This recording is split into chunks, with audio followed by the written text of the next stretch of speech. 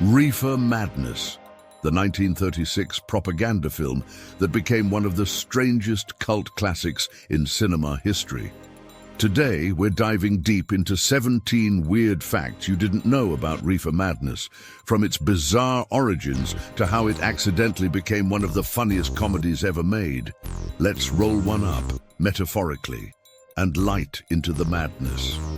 Fact number 1. Reefer Madness wasn't even originally called Reefer Madness. When it first premiered in 1936, it was titled Tell Your Children. The film was supposedly a serious educational drama warning parents about the dangers of marijuana. The title Reefer Madness came later when exploitation film distributor Dwayne Esper re-released it in 1938 to cash in on the growing hysteria and controversy surrounding cannabis. The new title worked. Audiences flocked to see it, expecting scandal and sin. Fact number 2. It was funded by a church group. Yes, a church actually financed Reefer Madness. A small religious organization commissioned it as a morality tale to warn parents about the supposed link between marijuana and crime, insanity, and moral decay. The idea was to show it in community halls, schools, and churches, but that didn't go quite as planned. Fact number 3. It was sold to exploitation producers without the church's knowledge. After the church group finished the film, a savvy producer bought the rights, edited in more sensational material, added new suggestive scenes, and released it on the roadshow circuit. That's right. The church's moral movie became a sleazy moneymaker for the exploitation crowd. Fact number 4. No one in the cast or crew actually knew much about marijuana. The actors were told to play their roles as if they were under the influence of a madness-inducing drug, but most had never even seen cannabis. Their exaggerated reactions, wild laughter, maniacal piano playing, and murder came entirely from their imagination, which explains why the movie looks more like a fever dream than a warning film. Fact number 5. The director, Louis J. Gasnier, once worked on major silent films. Gasnier was no amateur. He had directed the famous serial The Perils of Pauline in 1914, one of the biggest hits of the silent era. But by the 1930s, his career was fading, and Reefer Madness was one of his last films. It's wild to think that a man who helped pioneer early cinema ended his career with one of the most infamous propaganda films ever made. Fact number 6. It was lost for decades. After its brief run in the 1930s and 40s, Reefer Madness vanished from public view. Prints were stored, forgotten, or destroyed. It wasn't until the 1970s that film archivists rediscovered it, and the counterculture movement embraced it for entirely different reasons. Fact number 7. The movie became a midnight cult sensation. During the 1970s, when marijuana legalization and hippie culture were spreading, Reefer Madness found a new audience. College students began showing it at midnight screenings.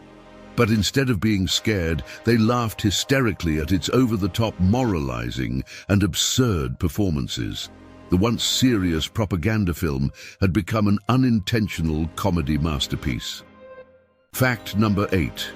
It was one of the first films to show teenagers using drugs on screen. Before Reefer Madness, movies avoided depicting drug use entirely, but this film showed young people smoking marijuana, playing piano, making out, and committing crimes.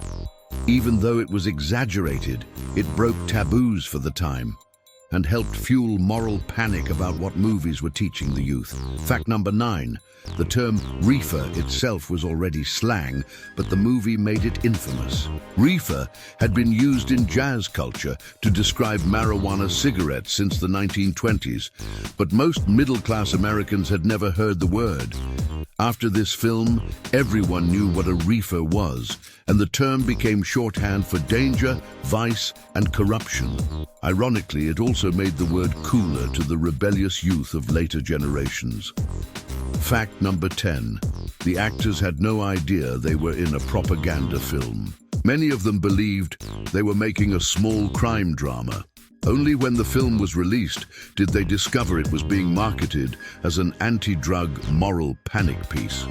Some were embarrassed, others amused, but almost none made a lasting Hollywood career afterward. Fact number 11, it was marketed with shocking posters and slogans. To attract audiences, producers used lurid taglines like "The Burning Weed, with its roots in hell," and "Women cry for it, men die for it." The posters featured scantily clad women, wild parties, and screaming faces. The ads were far more scandalous than the actual film, but that was the whole point. Sensationalism sold tickets. Fact number 12, the music in the movie wasn't composed for it. Most of the score in Reefer Madness was reused from older stock music libraries. In fact, much of it came from silent film cue sheets. That's why some scenes sound overly dramatic or oddly mismatched, because the music wasn't made for what's happening on screen.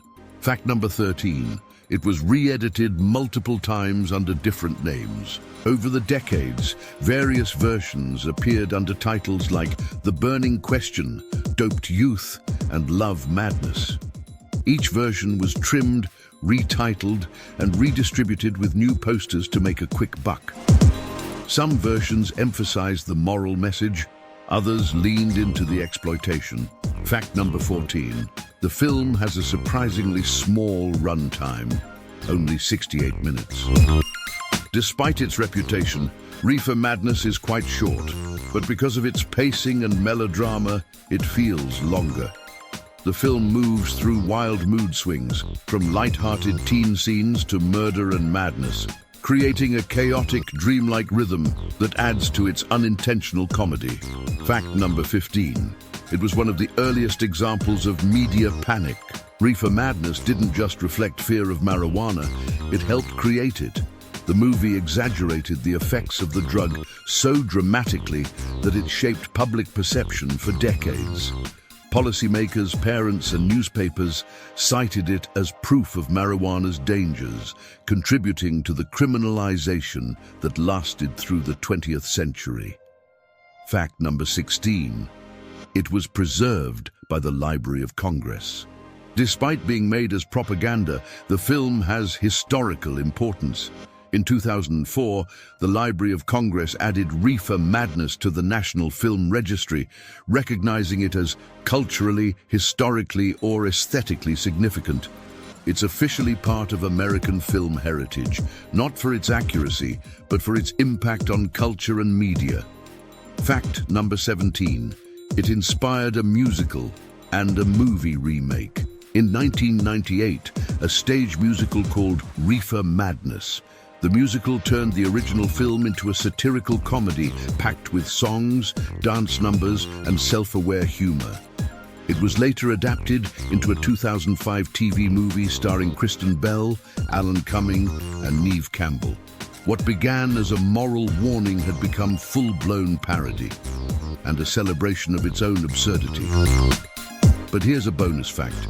Reefer Madness may have done more to promote marijuana awareness than to stop it. Because it was so extreme and ridiculous, it made the anti-drug message seem laughable.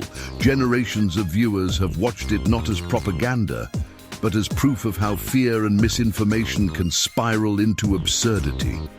Over the years, Reefer Madness has evolved from a church-funded warning film to a counterculture comedy, to a preserved piece of American cinematic history. It's proof that even the most misguided projects can find new life in irony and laughter.